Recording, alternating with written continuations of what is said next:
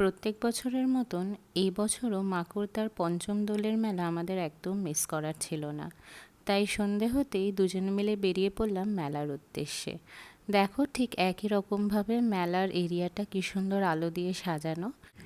মেলায় ঢুকেই দেখি আজকে বেশ ভালোই লোকজনের ভিড়, আর চারিদিকটা আলো দিয়ে খুব সুন্দর ঝলমল করছিল।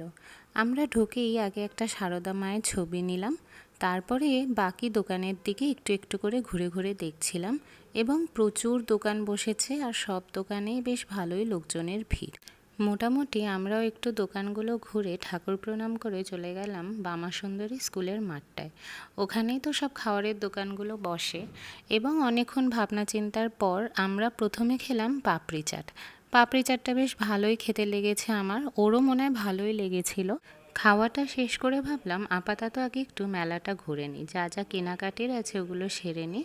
তাই দেখো ঘুরতে ঘুরতে একটা দোকানে গেলাম যেখানে কিছু ক্লিপ পাওয়া যাচ্ছিল, আর আমি এরকম ফ্লাওয়ার ক্লিপগুলো নিয়ে নিলাম। তারপর মেলায় যাব আর সেরামিকের কিছু কিনবো না আমি, সেটা হতেই পারে না, তাই এই বাটিটা নিয়ে নিলাম। এই বোলগুলো বেশ দেখতে খুব সুন্দর, 50 টাকা করে নিয়েছিল, বাট আমি জানি না কিসে ব্যবহার করব।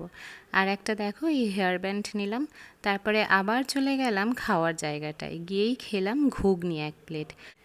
মেলার ঘুগনিতে যদি কারোর পেটও ভরে, মন ভরা কিন্তু খুব অসম্ভব। অল্প দিলেও খেতে কিন্তু খুব ভালোই করে।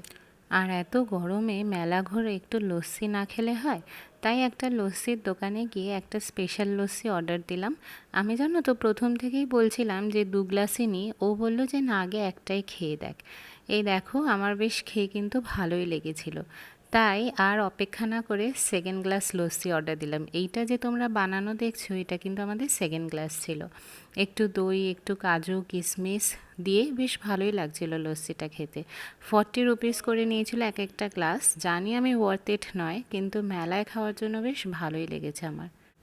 প্রচুর খাওয়া দাওয়া করে আর অল্প কিছু কেনাকাটি করে আমরা চলে গেলাম মেলার মেন অ্যাট্রাকশন জিলিপির দোকান। অল্প কটা জিলিপি কিনে বাড়ি ফিরলাম।